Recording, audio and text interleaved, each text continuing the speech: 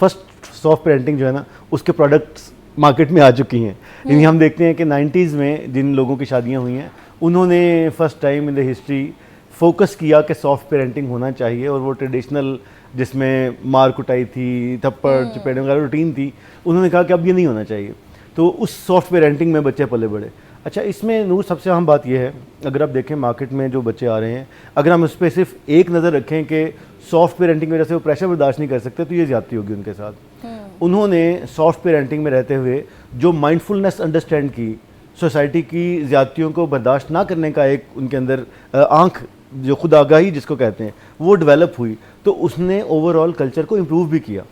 यानी जो चीज़ें, जिन चीज़ों को हमसे पिछली जनरेशन ये समझती थी कि ठीक है इट हैपन्स, अगर बॉस ने सख्ती कर दी है और उसने अगर लूज जुबान इस्तेमाल कर दी है, अगर वर्क प्लेस पर कहीं पे लड़ाई झगड़ा और मुक्का मार कुटाई शुरू हो गई है, तो इट्स ओके। वो जिसे कहते हैं मर्द बन तगड़ा हो, और इस तरह की बातें की जाती थी। इन बच्चों ने या इनके पेरेंट्स ने जिन्होंने सॉफ्ट पेरेंटिंग शुरू की, उन्होंने एहसास दिलाया कि it is not well at all. आपको वर्क प्लेस पर कुछ नॉर्म्स एंड एथिक्स को फॉलो करना है, और वो बाउंड्रीज हैं। सॉफ्ट पेरेंटिंग का मतलब अगर तो ये लिया जा रहा है कि हर चीज़ पर बच्चों को जो वो मुंह से निकालते हैं, मांगते हैं, वो दे रहे हैं, वो गलत है, क्योंकि वहाँ पर बाउंड्रीज सेट नहीं की गई। लेकिन अगर सॉफ्ट पेरेंटिंग के साथ वालिदैन ने बाउंड्रीज को इंश्योर किया है, यानी अगर उन्होंने कहा है कि लेट्स से शाम के वक्त या एक सर्टन टाइम के बाद घर का दरवाज़ा बंद रहेगा, और वो इस बात पर फर्म है, लाउड हुए बगैर, लड़ाई झगड़ा किए बगैर, तो वो सॉफ्ट पेरेंटिंग भी है, और उसके साथ उन्होंने बाउंड्रीज को भी इंश्योर किया है। लेकिन अगर उन्होंने दरवाजे खुले रखे हैं 24 आवर्स के लिए, और वो बच्चों को आहिस्ता से कहते हैं बेटे नहीं करें नहीं करें नहीं करें, it never works. So as soft parent, I too am a soft parent, तो मुझे ये अंदाज़ा है कि अगर आप सॉफ्ट पेरेंटिंग के साथ बाउंड्रीज को इंश्योर करते हैं, तो फिर आपके जो बच्चे आगे डेवलप होते हैं उनमें लीडरशिप क्वालिटीज़ सॉरी आपकी पिछली जनरेशन से बहुत बेहतर डेवलप होती हैं। क्योंकि लीडरशिप देखें, अब पहले होती थी एक ही टाइप की लीडरशिप थी कि बस डंडा उठा लें और लोगों से काम लें, और आपको पता है कि लोग चोर हैं, वो काम नहीं करते। यस, आपने एक ही नज़र से देखना है कि ये काम नहीं करते, इनसे काम लेना है। तो इस पेरेंटिंग के बाद आहिस्ता आहिस्ता जब सोसाइटी ने ग्रो किया, उनको अंदाज़ा हुआ कि ऐसा नहीं है, ये सब चोर नहीं है, जो घर से काम करने के लिए आगे वो काम ही करना चाहते हैं, तो आप उनके ऊपर ट्रस्ट करें। वो होता है ना, catch people doing right things. पुराना फार्मूला था catch people doing wrong things. लोग गलती कर रहे हैं, उनको पकड़ें, उसके सजा दें ताकि एग्जाम्पल बने। अब ये आ गया कि catch people doing right things, उनको अच्छी चीज़ करते हुए पकड़ें और उनको उसी वक्त ही आप रिवॉर्ड करें, चाहे वो अप्रिसिएशन हो, अल्फाज का रिवॉर्ड हो, कैश रिवॉर्ड हो, कुछ भी। तो फिर उसकी भी एक एग्जाम्पल सेट होगी और बाकी लोगों को पता चलेगा कि अच्छा काम करते हुए भी पकड़ा जा सकता है और वो पॉजिटिव होगा। सो कंक्लूसिवली सेइंग, इसका नेगेटिव और पॉजिटिव हरगिज़ इसको हम मिक्स नहीं कर सकते।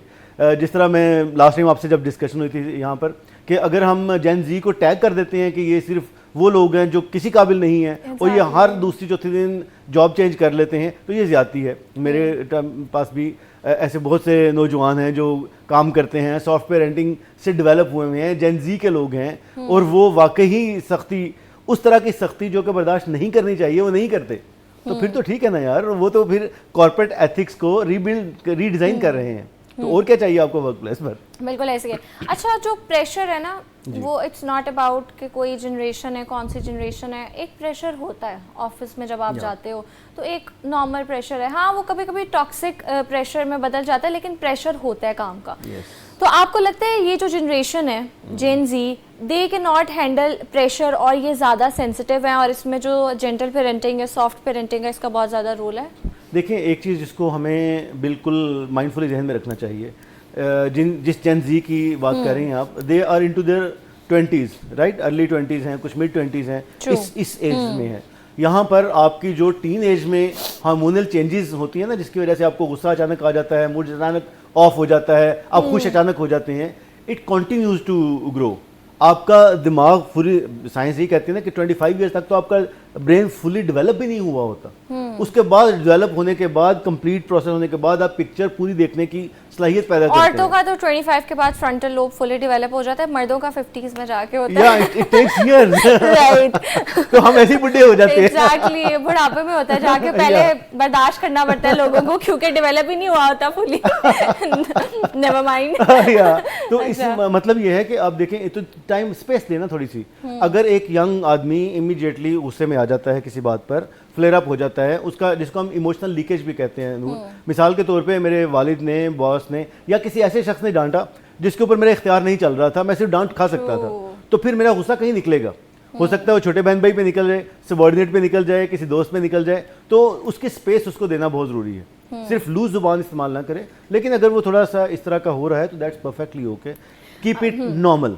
ठीक है। इसको अच्छा, मैं कुछ करने की ऐड ऑन जरूरत करना चाहूँगी इस पे, थोड़ा ऑफ टॉपिक भी चला जाएगा, लेकिन हम देखते हैं कि बहुत से ऐसे मर्द हैं, औरतें भी हैं जो कि एकदम से बहुत ज़्यादा अब्यूज़ करने लग जाती हैं। एकदम से एक गुस्सा नॉर्मल है, गुस्सा सबको आता है, लेकिन जैसे फिजिकल वायलेंस भी आ जाता है, डोमेस्टिक वायलेंस भी आ जाता है। बहुत से ऐसे मर्द हैं, बहुत सी ऐसी औरतें हैं, अपने बच्चों पे बहुत ज़्यादा वो अब्यूज़ करती हैं, उनको बातें सुनाती हैं, मर्द भी हैं उसमें।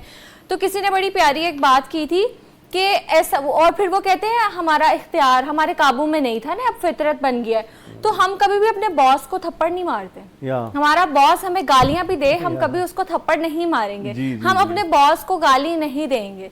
तो हाउ कम जो हमारी पार्टनर है, हमारा पार्टनर है, हमारे बच्चे हैं, उनके साथ ही हम ये करते हैं। हम तब भी तो कंट्रोल कर रहे हैं, तो हम अपने घर में भी इस चीज पे कंट्रोल कर सकते हैं, हमारे इख्तियार में है। दैट्स व्हाई हम बॉस को जाके थप्पड़ नहीं मारे, हम उसको गाली नहीं दे रहे। तो आई गेस ये चीजें इंसान के अपने इख्तियार में होती हैं। 100% होती है नूर। इनफैक्ट दो हिस्सों में अगर मैं बात कर सकूं, एक ये है कि जैसे आपने बॉस की बात की ना, आप यहाँ पर कहीं पे भी आपके पास पुलिस के लोग बैठे होते, इनके साथ करें ना जरा इस तरह की हरकत, कोई वो आपको बताएंगे। तो दैट मीन्स मैं हमेशा ये कहता हूँ कि ये जो लोग हैं ना गुस्से वाले, जिनको कुछ समझ नहीं आता गुस्से में, ये बड़े अक्लमंद होते हैं। जो कूल एंड काम है ना, ये बेचारे मार खा के साइड पे हो जाएंगे, लेकिन ये ज़्यादा सियाने होते हैं, क्योंकि इनको पता है कि कहाँ पर गुस्सा मुझे ऐसा दिखाना है कि उसके बाद मुझे सॉरी भी नहीं करना, सिर्फ मुझे इतना ही कह देना है कि जी मैं तो गुस्से में मुझे कुछ समझ नहीं आती। सो अगर आप कहीं पर, मैं एक छोटी सी बात ये जरूर करना चाहूँगा कि हमारे पास एक बहस अक्सर चलती है जी, जो बंदा गुस्से में बोलता है ना, या ऊंची बोलता है, या जो अपनी बात मनवा के रहता है, उसको कहते हैं स्ट्रॉन्ग। जो बंदा कूल है, काम है, स्वीट है, उसको हम कहते हैं ये वीक आदमी है। अच्छा, इसको मैं जसिंड्रा जो थी न्यूजीलैंड की वज़ीर आज़म, कुछ ऐसा पहले उन्होंने छोड़ा, उसने बड़ी अच्छी बात की। उसने कहा I am a women and I am a mother. तो अगर मैं एक मदर होने के नाते सॉफ्टनेस मेरे अंदर मौजूद है, लेकिन मैंने बाउंड्रीज सेट कर दी हैं and I am getting things done, तो फिर उस शाउट करने वाले शख्स से मुझे कंपेयर मत करें जो सिर्फ शाउट करता है और काम नहीं कर सकता या करवा सकता। सो द पॉइंट इज, स्ट्रांग वो है जिसका अपने असाब पे कंट्रोल है, अपने गुस्से पे कंट्रोल है, जिसको पता है कि इमोशंस मैनेजमेंट किस बला का नाम है। देखिए, इमोशनल इंटेलिजेंस के ऊपर इस वक्त दुनिया भर में कोर्सेज होते हैं, मिलियंस ऑफ डॉलर खर्च किए जाते हैं। आपको बताया जाता है, ये जनरेशन स्पेशली बहुत ज्यादा फोकस कर रही है इस चीज पे। आपको बताया जाता है कि आपके गुस्से की डॉलर वैल्यू क्या है। यानी गुस्सा अगर आप दिखाते हैं, आपके सबॉर्डिनेट उस गुस्से के बाद काम करने के काबिल नहीं रह जाते, तो आपने कंपनी का नुकसान किया है भाई। तो इस बात पे खुश ना हो कि मेरा गुस्सा बड़ा जबरदस्त होता है और वगैरह वगैरह। So the point I wanted to make is, जैसे आपने बात की है, ये बिल्कुल आपके कंट्रोल में है। You tell yourself where to speak and what to speak and how to speak. तो अगर आप उस पर कंट्रोल नहीं कर सकते, तो फिर आप जहाँ पे काम कर रहे हैं रिजाइन कर दें उस जगह से, और एक दफ़ा आखिरी दफ़ा जाते जाते बॉस के साथ ये वाली एक्सपीरियंस करके देखें, फिर वो बताएगा कि गार्ड से भी आगे जाने देना या नहीं जाने देना। हाँ, ट्रू, बिल्कुल ऐसे, और करना भी नहीं चाहिए, इट्स अगेंस्ट एथिक्स, मैनर्स। अच्छा, coming back to the topic, ये बताएं कि आजकल जो मैनेजर्स हैं, हम देखते हैं उनका अपना एक स्टाइल है। ऑब्वियसली हर इंसान का एक अपना स्टाइल होता है, लीडरशिप स्किल्स, किसी में कुछ लोग लीडर्स नहीं होते, सिर्फ मैनेजर ही होते हैं, ये भी हम देखते हैं। तो जो करंट जनरेशन है, क्या उसके अकॉर्डिंग उनको डील करते हुए मैनेजर्स को चाहिए कि थोड़ा सा अपना स्टाइल चेंज कर ले, या आप ये कहेंगे कि इस ऑब्वियसली साइड बाय साइड दोनों चीज़ें चलती हैं, और सम हाउ जो जनरेशन है, जेन ज़ी है, उसको भी थोड़ा सा प्रेशर हैंडल करना आना चाहिए। तो इस हवाले से आप क्या टिप्स देंगे दोनों को? देखिए नूर, एक ना पहले एक जैसे मैंने बात की थी, एक स्टाइल होता था और वो ग्लोबली उसको फॉलो किया जा रहा होता था हर इंडस्ट्री में। अब कुछ अच्छे से चेंज हो गया, इसको कहते हैं सिचुएशनल लीडरशिप। सिचुएशनल लीडरशिप में क्या है, दो हिस्सों में ये डील करती है। एक ये कि लेट्स से आप मेरी टीम में हैं और मैं देखता हूँ you are unable to perform and you show your nerves, right. एक ये नेचुरल सी चीज़ है, ये मेरी ऑब्जर्वेशन है। अब मुझे एज लीडर ये देखना है कि क्या इनकी स्किल डेवलप नहीं है जिसकी वजह से परेशान होकर ये नर्व्स शो कर रही हैं, या कि एटीट्यूड ख़राब है। टॉप परफॉर्मर थी पहले, अब कुछ हुआ है तो अब ये काम नहीं कर पा रहे। इन दोनों को डील करने का एक तरीका नहीं हो सकता। तो पहले मुझे ये देखना होगा, अगर तो स्किल नहीं आती और उसके ऊपर काम ना कर सकने की वजह से एक प्रेशर होता है ना, आपने एक जॉब ली, उसमें काम नहीं हो रहा आपसे, तो आप बताना भी नहीं चाह रहे, परेशान भी हैं, and you show your nerve sometimes. तो फिर मेरा एज लीडर काम ये है अपनी उस वाली जो अथॉरिटेटिव लीडरशिप स्टाइल है उसको साइड पे करके अंदाज़ा लगाऊं कि अगर यार इसको स्किल डेवलप करना नहीं आ रही तो I have to get her trained. मुझे एक बंदे के साथ इनको बिठाना पड़ेगा जो सिखाए कि ये 4 स्टेप्स हैं बेसिक जो फॉलो करना है। तो आप इसके लिए ये सीखें, उसके बाद फिर ऑन जॉब इसको रिहर्स करें, प्रैक्टिस करें। प्रैक्टिस करने के बाद तीसरा स्टेप होगा जहां पर आप प्रॉपरली काम कर सकेंगे and you will relax and enjoy doing work. तो अगर तो आपका स्किल का प्रॉब्लम है, मुझे एज लीडर अंडरस्टैंड करना है कि ये स्किल का मसला है, इसके एटीट्यूड का मसला नहीं है। नंबर 1 उस पर मैंने ट्रेन कर दिया। दूसरा है if you have been a top performer, अचानक परफॉर्मेंस खराब हुई है आपकी, तो फिर मुझे आपके साथ 1-to-1 बैठना होगा और आपसे पूछना होगा कि Noor you have been doing exceptional job, आपकी 6 साल की 5 साल की हिस्ट्री ये है, अचानक ऐसा क्या हुआ, what exactly went wrong with you, I am your senior colleague, if you trust me you can share with me. हो सकता है कोई फाइनेंशियल प्रॉब्लम हो, अगर मैं नहीं भी हल कर सकता फाइनेंशियल प्रॉब्लम तो I can even you know tell you that's okay, it happens. Exactly, आप अच्छे लिसनर बन सकते हैं, आप अच्छा मशवरा दे सकते हैं। एब्सोल्युटली, और even sometimes you simply have to be a good listener, that's it. You have to give a pat on the back कि यार you can do that. So what I want to say right here, leadership के styles change हो चुके हैं, दुनिया ने exercise कर लिया है, उसके क्या मेजर चेंज आया है? सिचुएशन देखें कि वो सिचुएशनल लीडरशिप की जैसे मैं बात कर रहा हूँ कि उस पर्टिकुलर शख्स को किस टाइप की लीडरशिप की ज़रूरत है। हो सकता है उसको अभी स्किल डेवलप करने की ज़रूरत है, 4-6 महीने के बाद उसको अथॉरिटेटिव लीडरशिप की ज़रूरत पड़ जाए और आप कहें कि एनफ सेड, ये कहाँ है और ये काम होना चाहिए, because that is where you are developing him for a pressure, right. Pressure cooker में आप उसको पकाना चाह रहे हैं, जो कि अगर आप उसको लीडर के तौर पर डेवलप कर रहे हैं तो वो लाजमी हिस्सा है। तो आपने सिचुएशन के मुताबिक अपना लीडरशिप स्टाइल चेंज करना है। आपने एक अथॉरिटी पकड़ के, या इवन अगर आप बहुत काइंड हैं, आप स्वीट, आप कहते हैं मैं गुस्सा नहीं करता, दैट्स रॉन्ग लीडरशिप स्टाइल। अगर हर जगह पे वो चल रहा है, टू सॉफ्ट भी नहीं होना चाहिए ना। जैसे वो कहते हैं ना, देखें गॉड फॉरबिड यहाँ पर आग लग जाए अगर, तो मैं बीइंग लीडर मैं क्या कहूंगा, चलें बैठ के डिस्कस करते हैं क्या हमें इसमें निकलना चाहिए।